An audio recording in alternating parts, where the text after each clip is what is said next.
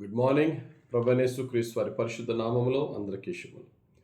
ఈరోజు మన అనుదిన ఆత్మీయ ఆహారంగా సంఖ్యాకాండము 21వ అధ్యాయము 9వ వచనాన్ని ధ్యానించుకుందాం. ఈ వచనాన్ని ధ్యానించుకునే ముందుగా ఆ యొక్క సందర్భాన్ని తెలుసుకుందాం. ఇశ్రాయేలీయులను మోషే ఐగుప్తు దేశం నుండి కానాను దేశానికి నడిపిస్తున్న మార్గంలో ఇశ్రాయేలీయులు దేవునికి విరోధంగా వ్యభిచార క్రియలు చేసినప్పుడు, పాపం చేసినప్పుడు దేవుడు విష సర్పాలను వారి మధ్యకు పంపి అనేక వేల మందిని చంపేశాడు దేవుడు.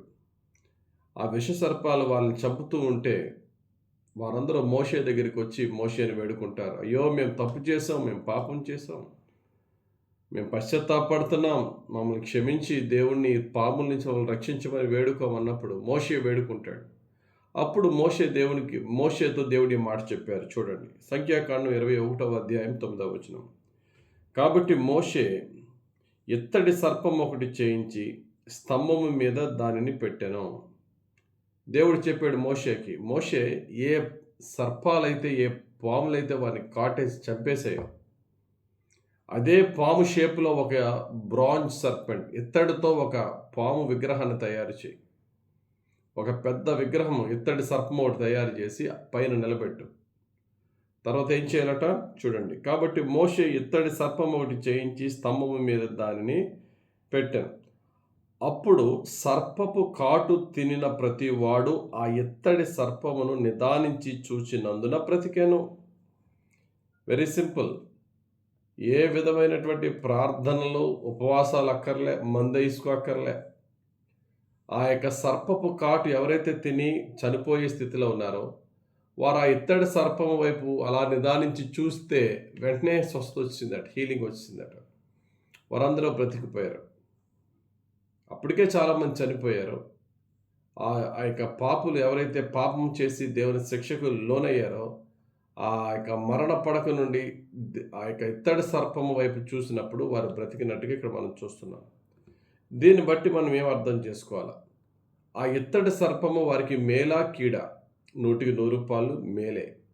ఆ ఇత్తడి సర్పాన్ని చూసిన వారు బ్రతికారా, చనిపోయారా? అందరూ బ్రతికారు. ఆ ఇత్తడి సర్పం వారికి దీవెన కాదా? చాలా గొప్ప దీవెన. కానీ బాధకరం ఏంటో తెలుసా? ఆ తర్వాత అదే ఇత్తడి సర్పం వారికి శాపమైంది. అదే ఇత్తడి సర్పము ఏ దీవెనకు కారణమైందో, ఏ స్వస్థతకు కారణమైందో వారిని ఆత్మీయంగా పతనం చేసి పడేసింది. కారణం ఏంటో తెలుసా? కొంతకాలానికి ఆ ఇత్తడి సర్పము వారికి దేవుడైపోయింది. ఆ ఇత్తడి సర్పాన్ని చూచిన వారు బ్రతికారు కదా, ఇంకా ఆ ఇత్తడి సర్పంలోనే దేవుని మహిమ ఉన్నదని ఆ ఇత్తడి సర్పాన్ని ఆరాధించడం ప్రారంభించారు. దేవుడు మరి ఆ ఇత్తడి సర్పాన్ని ఎందుకు పెట్టాడండి? దాని ప్లేస్లో యెహోవా అనే నామాన్ని పెట్టడమో సంథింగ్ ఏదో చేయొచ్చు కదంటే, ఒకవేళ యెహోవా అనే నామాన్ని పెట్టడమో లేకపోతే ఏదన్నా విగ్రహాన్ని పెడితే అది విగ్రహారాధన అయిపోద్దని చెప్పి దేవుడు ఇత్తడి సర్పాన్ని పెట్టాడు. ఆ ఇత్తడి సర్పం కూడా ఎందుకంటే మరలా ఎప్పుడైనా మీరు పాపం చేస్తే అది అటువంటి సర్పాలు వచ్చి చంపేస్తాయరా, భయపడి దైవ భక్తితో మీరు ఉండండి, సరిగ్గా ఉండండి అని చెప్పడానికి, ఒక బెదిరింపుకి, ఒక భయమును పుట్టించే కార్యం కొరకే దేవుడు ఆ ఇత్తడి సర్పాన్ని పెట్టించాడే తప్ప దాన్ని సాష్టాంగ నమస్కారం చేయమని, దాన్ని ఆరాధించమని కాదు. దాన్ని దండం పెట్టమని కూడా చెప్పలేదు. జస్ట్ చూడండి అంతే చాలు. అది చూసినప్పుడు మీరు స్వస్థత పొందుకుంటారు, మీలో భయము కలగాలి, మరలా దేవుడు ఆ సర్పాలు పంపుతాడని. కానీ దాన్ని అలా తీసుకోలేదుగా. దానికి మహిమ ఉన్నదని దాన్ని ఆరాధించడం ప్రారంభించి విగ్రహారాధికులయ్యి దేవుని ఇంకా బాధపరిచారు. 2 రకాల వ్యభిచారాలు బైబిల్లో ఉన్నాయి. ఒకటి శరీరపరమైనది, 2 ఆత్మపరమైనది. శరీరపరమైన వ్యభిచారం దేవునికి అసహ్యము, శిక్షించాడు. దానికంటే అసహ్యమైనది దేవుడు కాదని దేవుని రూపంలో మరొక రూపాన్ని చేసుకుని ఆ యొక్క రూపానికి, ఆ విగ్రహానికి ఆరాధన చేసి సాగిలి పడితే ఆత్మ సంబంధమైన వ్యభిచారం ఇది దేవుడు ఇంకా తట్టుకోలేని బాధ. ఇక్కడ ఏమవుతుందండి? That blessing became curse. అందుకనే ఇశ్రాయేల్ కాలంలో రాజైన హిజ్కియా రాజైన తర్వాత దేశంలో ఉన్న విగ్రహారాధన అంతటిని నిర్మూలన చేసే ప్రక్రియలో ఈ ఇత్తడి సర్పాన్నట మొక్కలు చేసి పాడేశాడు. చూద్దామన్నమాట. 2 రాజుల గ్రంథం 18వ అధ్యాయం 4వ వచనం. ఉన్నత స్థలములను కొట్టివేసి విగ్రహములను పగలగొట్టి దేవతా స్తంభములను పడగొట్టి మోషే చేసిన ఇత్తడి సర్పమును చిన్న భిన్నములుగా చేసెను.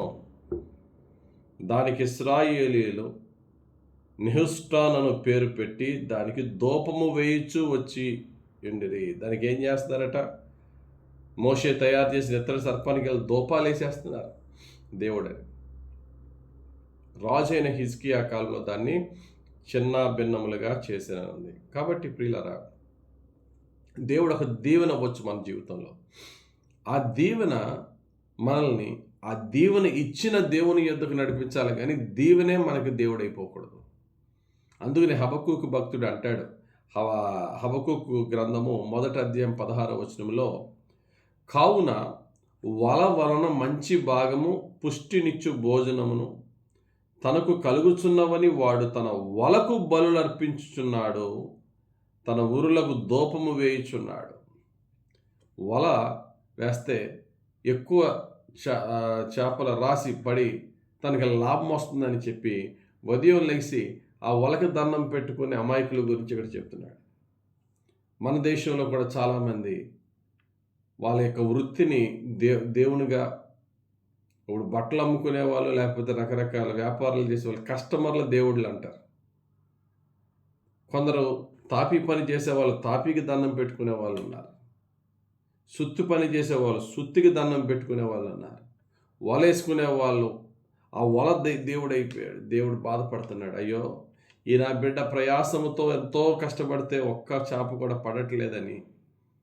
వల వేసినప్పుడు నేను చేపలు బాగా పడేలాగా ఇతని మీద దయ చూపితే నన్ను ప్రక్కన పెట్టి వలకి పూజ చేస్తున్నాడు, ఎంత దౌర్భాగ్యం అని దేవుడు బాధపడుతున్నాడు. అందుకనే నా ప్రజలు జ్ఞానము లేక నశించిపోతున్నారు.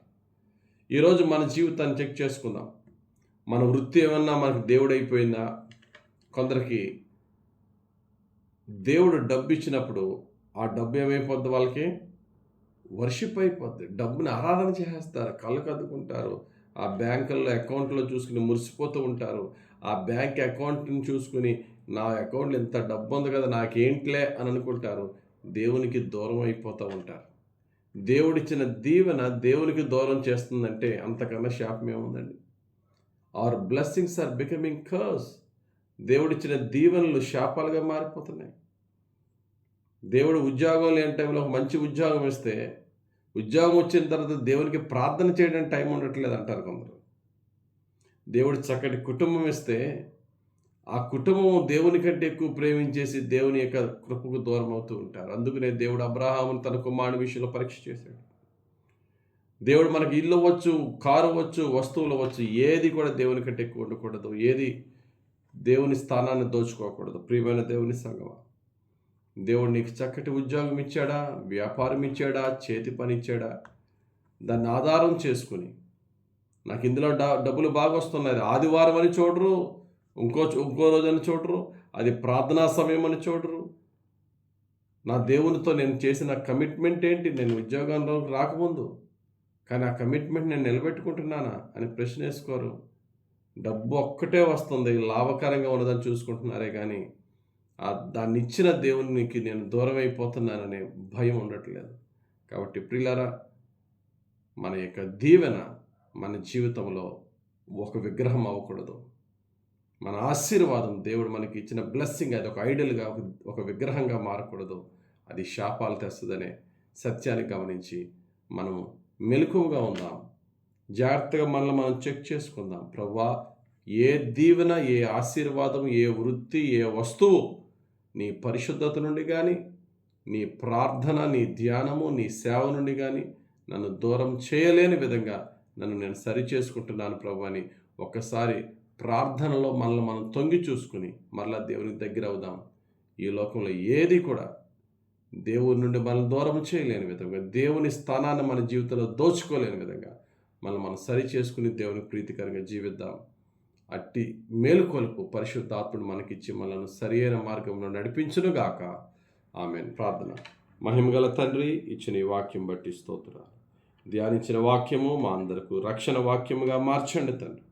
మా కన్నులను తెరిపించి మమ్మల్ని సరిచేసి, ఏ వ్యక్తే కానీ, ఏ వస్తువే కానీ ఈ లోకంలో నీ తర్వాతే పెట్టి నీకు మొదటి స్థానం ఇస్తూ, నీకు ప్రీతికరంగా జీవిస్తూ, నీ రాజ్యాన్ని, నీ నీతిని మొదట వెతికి తర్వాతే మాకు అన్ని కావలసిన మీ ద్వారా పొందుకునే విశ్వాస పరిశుద్ధ జీవితం మాకు నిత్యము మా చివరి శ్వాస వరకు నువ్వు దయచేయమని యేసుక్రీస్తు వారి పరిశుద్ధ నామములో ప్రార్థించి వేడుకొనుచున్నాం తండ్రి. ఆమేన్. తండ్రి యొక్కయు, కుమారుని యొక్కయు, పరిశుద్ధాత్మ దిన అభిషేకం హెచ్చుగా మనపై దిగి వచ్చి మనల్ని రక్షించి ప్రభువుకు ప్రీతికరంగా పరిశుద్ధాత్మ మనల్ని నడిపించి దీవించునుగాక. ఆమేన్. ఆమేన్. ఆమేన్. ఆమేన్. ఆమేన్. God bless you. Have a very blessed day.